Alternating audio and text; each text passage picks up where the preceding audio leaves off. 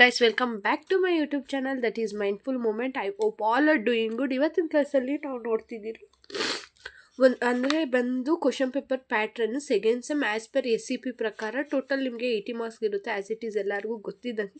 And 20 marks internals ಇರುತ್ತೆ.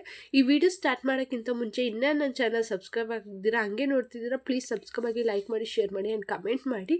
ಅಂದರೆ ನಿಮಗೆ ಕ್ವಶನ್ ಪೇಪರ್ ಪ್ಯಾಟರ್ನ್ ನೋಡೋಕ್ಕೆ ಹೋಗೋಕ್ಕಿಂತ ಮುಂಚೆ ನಿಮ್ಗೆ ಏನಾದರೂ ನೋಟ್ಸ್ ಬೇಕು ಅಂದರೆ ನನ್ನ ಹತ್ರ ಅವೈಲೇಬಲ್ ಇದೆ. DM ಮಾಡ್ಬೋದು ಆರ್ ಮೆಸೇಜ್ ಮಾಡ್ಬೋದು. ಇದಕ್ಕೆ ಕೂಡ ಈ ಕ್ವಶನ್ ಪೇಪರ್ ಆನ್ಸರ್ಸ್ ಕೂಡ ನನ್ನ ನೋಟಲ್ಲಿ ಇನ್ಕ್ಲೂಡ್ ಆಗಿರುತ್ತೆ. ಆ್ಯಂಡ್ ನಿಮಗೆ 3 ಅವರ್ಸು ನಿಮಗೆ ಟೈಮ್ ಇರುತ್ತೆ ಒಂದು ಕ್ವಶನ್ ಪೇಪರ್ನ ಕಂಪ್ಲೀಟ್ ಮಾಡೋಕ್ಕೆ, ಕನ್ನಡ ಆ್ಯಂಡ್ ಎಲ್ಲ ಸಬ್ಜೆಕ್ಟ್ ಕೂಡ. ಆ್ಯಂಡ್ ಫಸ್ಟ್ದ್ರಲ್ಲಿ ನಾವು ನೋಡೋದಾದರೆ ಭಾವಾರ್ಥ ಅಂದರೆ ಇದು ಕೇಳಿದ್ದಾರೆ. ನಾನು ಸಪ್ರೇಟ್ ವೀಡಿಯೋಸ್ ಮಾಡಾಕಿದ್ದೀನಿ, ಪೊಯಮ್ ಪ್ರತಿಯೊಂದು ಎಲ್ಲ ಪೊಯಮ್ದು ಮಾಡಾಕಿದ್ದೀನಿ. ಅದರಲ್ಲಿ ನೋಡಿದ್ರೆ ನಿಮಗೆ ಇದ್ರದ್ದು ಭಾವಾರ್ಥ ಅನ್ನೋದನ್ನು ಎಕ್ಸ್ಪ್ಲೇನ್ ಮಾಡಿದ್ದೀನಿ, ಸಿಗುತ್ತೆ.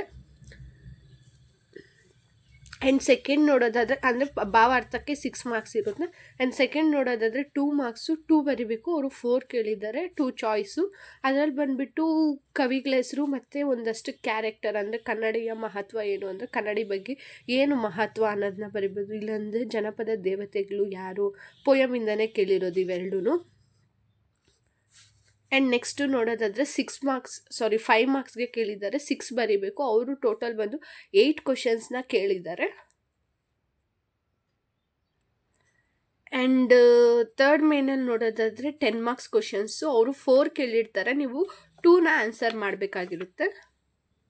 ಆ್ಯಂಡ್ ಫೋರ್ತ್ ಮೇನಲ್ಲಿ ಬಂದುಬಿಟ್ಟು 5 ಮಾರ್ಕ್ಸ್ ಕ್ವಶನ್ ಅವ್ರು ಬೇರೆ 3 ಕೇಳಿರ್ತಾರೆ, ನೀವು 2 ಆನ್ಸರ್ ಮಾಡಬೇಕಾಗಿರುತ್ತೆ.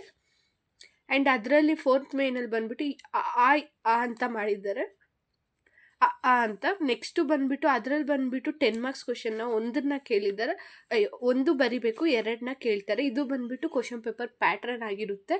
ಆ್ಯಸ್ ಪರ್ SCP ಪ್ರಕಾರ ನೋಟ್ಸ್ ಬೇಕು ಅಂದರೆ DM ಮಾಡ್ಬೋದು. ಇದಕ್ಕೂ ಆನ್ಸರ್ಸ್ ಕೂಡ ನಾನು ನೋಟ್ಸ್ ಸೆಂಡ್ ಮಾಡ್ತೀನಲ್ಲ, ಅದರಲ್ಲೇ ಅವೈಲಬಲ್ ಆಗುತ್ತೆ. ಓಕೆ, ಸಿ ಇನ್ ನೆಕ್ಸ್ಟ್ ವೀಡಿಯೋ.